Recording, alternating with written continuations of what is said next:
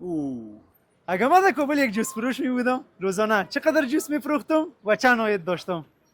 پس امروز خودمون کار میکنیم تا وقت معلوم کنیم. جور بخیر. دلم خوب است. خوب هستین؟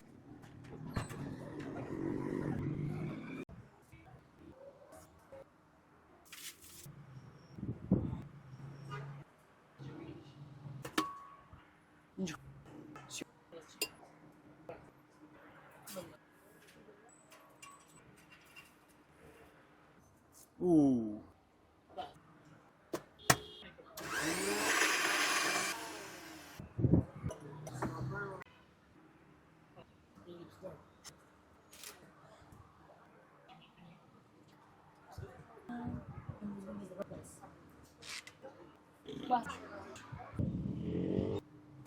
جوس فروشی رو یاد گرفتیم. سختی کارش در تزیین کردنش هست و مزد روزانش 1500 الی 2000. در کامنت به ما نوشته کنین که تجربه بعدی را با کی و در کجای کابل انجام بدیم.